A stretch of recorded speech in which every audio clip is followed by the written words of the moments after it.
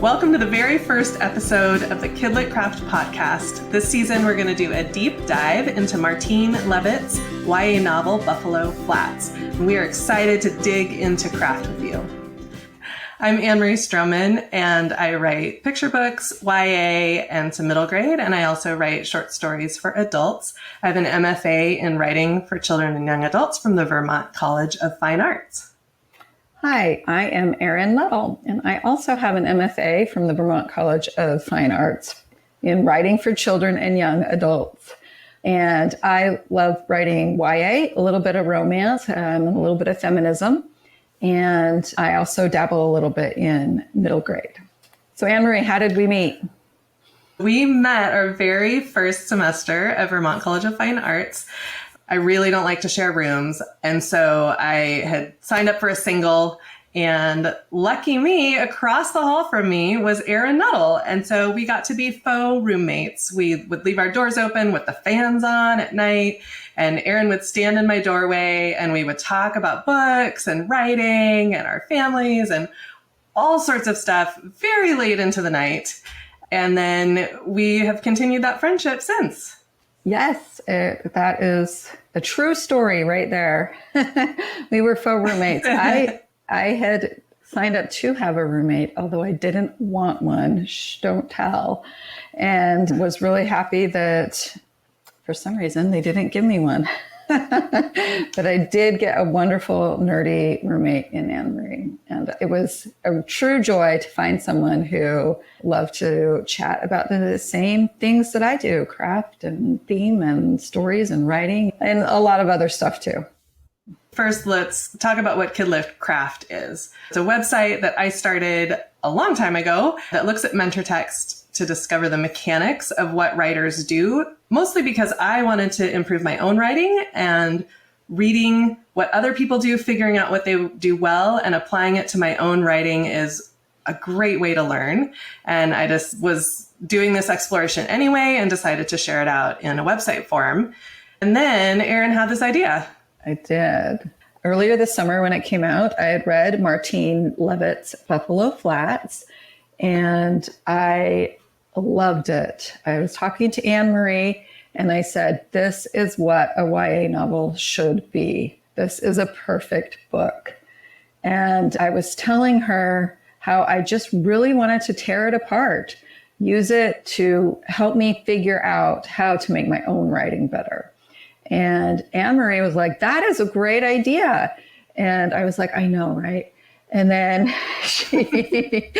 she surprised me and said, you should do that, and we should do a podcast while you do that.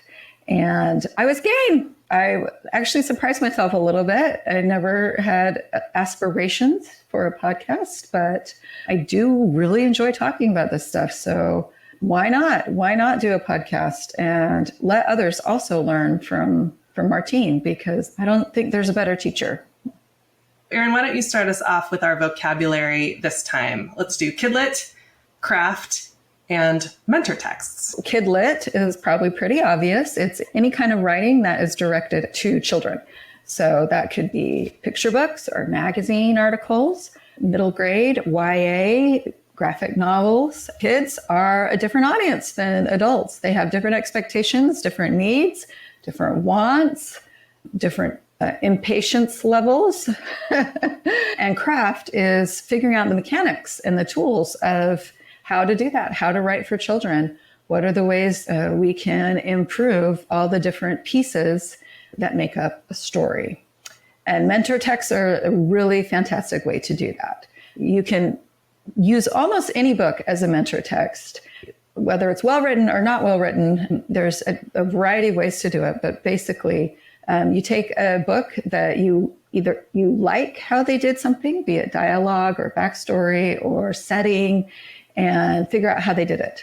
Or you could even take a book you didn't like how they did, what they did in setting or backstory or dialogue or any other, but those are the three that are in my mind right now, and figure out what they were doing that you didn't like and why that is. Mentor texts are a really, really great way to improve your writing. And that is something that we get to do on this podcast with Martine Leavitt's Buffalo Flats. So we both have been lucky enough to work with Martine in our MFA careers. I did a workshop with Martine that really cracked open how to organize a whole novel and how to plan a whole novel. And I was a little bit jealous of you, Erin, because you got to work with Martine for a whole semester. I did, and you were right to be jealous. I worked with her for a whole semester. She helped me with a contemporary YA that I had been working on, and she just really helped me figure out, actually, I can't even name one thing. It was a lot of things. It was a semester's worth of things. I do feel really lucky that I got to have her as a faculty advisor and that I can call her friend. You call this the perfect book. What drew you to this book? And maybe you can tell us a little bit about what this book is about. Right. Well, a lot drew me to the book. Like, right when I say that it's the perfect book, I just couldn't find anything that was annoying or needed improvement. And you know how I am. I'm kind of a critical reader, to put it mildly. But everything just fell into place. It's the story of Rebecca Leavitt, who lives in the Northwest Territory of Canada in the 1890s. She wants more than anything her own piece of that beautiful land. And Martine explores the themes of family and romance and duty and nature, religion, friendship. And she does it in a short 230 pages, which is, wow, is right. An interesting fact is that Martine used historical sources and a lot of family history sources, as the Leavitts are her husband's family. And she used them to inform her story. So it's not a nonfiction or a memoir or anything like that, but she did use history to help her tell this story. So what can people expect from this series? Well, for one thing, it won't be long. We'll be short. We'll have short episodes, which I think is important because my brain can only listen for so long before it's like, I don't remember anything.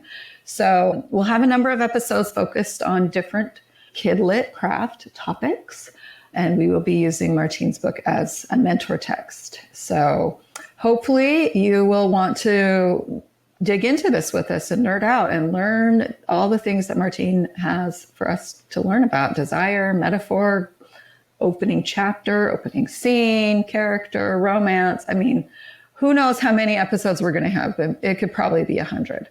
I'm not promising 100, but it could possibly be that many. It will not go 100. So this podcast will be relevant for really anybody working on a novel, YA or middle grade. Even people that are working on chapter books or picture books will be able to draw on at least some of what we're talking about. I think anyone who wants to write better, any type of writing, actually. And while it will definitely be focused on kids, and this is a YA novel, I think if you want to be a better writer, period, there are things to learn from Martine.